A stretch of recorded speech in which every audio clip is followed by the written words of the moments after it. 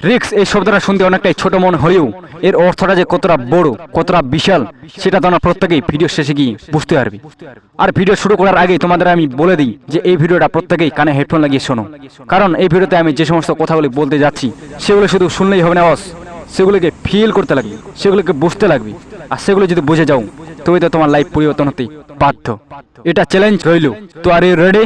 লাইফে যারাই রিস্ক নিয়েছি তারাই লাইফে সফল হয়েছি।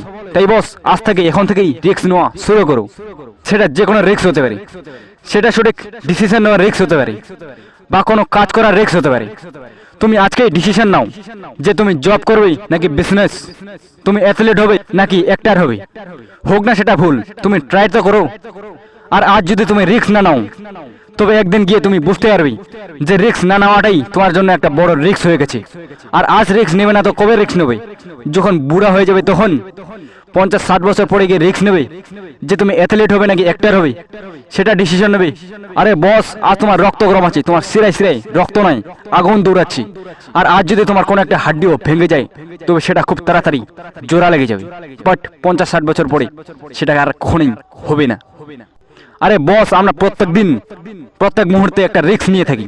আরে বস, আমরা ঘুমানোর আগে রিস্ক নিই যে কাল সকালে আমি উঠতে পারবো কিনা, সে রিস্ক। আমরা বাইক নিয়ে বাইরে যাই, যেখানে অ্যাক্সিডেন্ট হওয়ার রিস্ক রয়েছে আমরা সেখানে যাই, কারণ আমাদের নিজের প্রতি ভরসা থাকে, আমরা নিজেকে বিশ্বাস করি। তো কোনো কাজ করার ক্ষেত্রে, কোনো একটা ভালো কাজ করার ক্ষেত্রে, তোমার লাইফটা পরিবর্তন করার ক্ষেত্রে কেন রিস্ক নিতে পারছো না? কেন নিজেকে বিশ্বাস করতে পারছো না? প্রশ্ন করো নিজেকে, আর অনেস্টলি প্রশ্ন করো, জবাব তোমার ভেতর থেকে পাবে। আরে বস, তুমি চেষ্টা তো করো। আর চেষ্টা তাকে বলে না যেটা প্রথমবার করা হয়, যেটা প্রথমবার করা হয় সেটাকে তো এক্সপেরিমেন্ট বলে। আমরা প্রথমবার কোনো একটা কাজ এটা ভেবে করি না যে আমরা সেই কাজে আমরা সাকসেসফুল হবই হব। আমরা তো জাস্ট এক্সপেরিমেন্ট করি যে দেখা যাক যদি সাকসেসফুল হয়ে যাই, যদি আমরা এই কাজটা থেকে কোনো কিছু শিখতে পারি। আমরা এক্সপেরিমেন্ট করি, বাট চেষ্টা তো তাকে বলে যেটা আমরা বারবার ব্যর্থ হওয়ার পরে করি।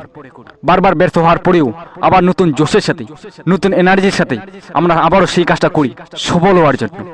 সেটাকেই বলে চেষ্টা। তো তুমি চেষ্টা করো, যতক্ষণ না পর্যন্ত তুমি সফল হবে তুমি ততক্ষণ পর্যন্ত চেষ্টা করতেই থাকো। দেখাই যাক তুমি পারো নাকি হার পারি। আর এই জীবনটা একদিন কেটেই যাবে, এই জীবনটাকে কাজের মাধ্যমে উপভোগ করো, এনজয় করো। আর বস, কমফোর্ট জোন থেকে বাইরে বেরো। কমফোর্ট জোন এমন একটা জোন যেখান থেকে লোক বাড়াতেই চায় না, আর সফলতা কমফোর্ট জোনে পাওয়া যায় না। কমফোর্ট জোন থেকে যখন বার হবে তখন থেকেই তোমার সফলতার জার্নি শুরু হবে।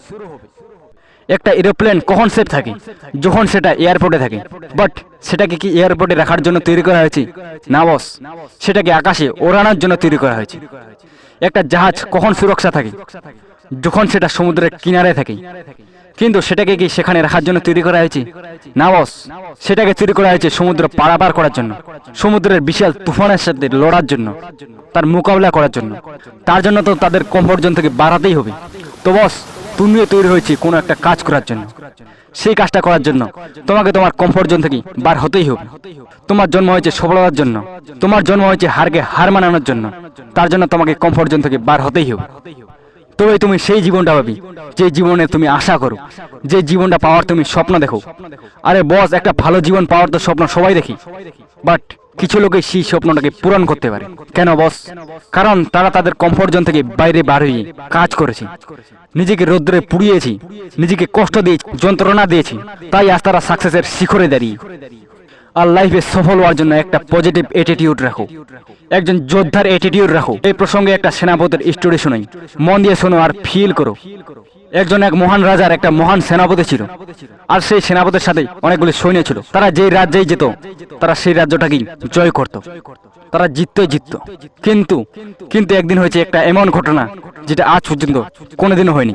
তারা যুদ্ধ করতে যেত, তারা সামনাসামনি যুদ্ধ করত, কিন্তু তাদের এক সৈন্য এসে সেই সেনাপতিকে বলল যে সেনাপতি মশাই, আমাদেরকে শত্রুরা চারিদিক থেকেই ঘিরে নিয়েছে, আমরা সবাই ভয় পাচ্ছি যে আমরা হেরে যাব না তো। সেই সেনাপতি ছিল একটা পজিটিভ অ্যাটিটিউড। সেটা কি? সেই সেনাপতি বলল যে আজ পর্যন্ত যে ঘটনাটি ঘটেনি, আজ সেই ঘটনাটি ঘটেছে, আর আজকে সেই ঘটনাটি ঘটবে যেটা আজ পর্যন্ত কোনোদিনও ঘটেনি। সব সৈন্যরা তো অবাক যে কি বলছে সেনাপতি মহাশয়। সেই সেনাপতি মহাশয় বলল যে আজ পর্যন্ত আমরা সামনাসামনি লড়াই করেছি, আমাদেরকে সঠিক টার্গেট সেট করতে হয়েছে, আর আজ আমরা সবার মাঝখানে, অর্থাৎ আমরা যেদিকেই নিশানা লাগাবো আমরা সেদিকেই সফল হব। আমরা যেদিকেই তীর ছুড়ব অবশ্যই কোনো না কোনো সৈনিক মরবেই মরবে। তো এরকম পজিটিভ অ্যাটিটিউড রাখো নিজের মধ্যে। যখন তোমাকে হাজারটা সমস্যা ঘিরে নেবে চারিদিক থেকে, তখন তুমি এই গল্পটাকে মনে করো, অনেকটাই সাহস পাবে সেই প্রবলেমগুলির সঙ্গে লড়ার জন্য। আর বস, আমি তোমাদেরকে রিকোয়েস্ট করছি যে তোমরা আমাকে ভুলে যাও, আমার এই চ্যানেলকে ভুলে যাও, কিন্তু আমি এই ভিডিওতে যে সমস্ত কথাগুলি বলেছি, লাইফে সফল হতে গেলে, জীবনে সাকসেসফুল হতে গেলে এই সমস্ত কথাগুলি কখনোই ভুলে যেও না। আর এরকমই মোটিভেশনাল ভিডিও পাওয়ার জন্য চ্যানেলটি অবশ্যই সাবস্ক্রাইব করো। ধন্যবাদ।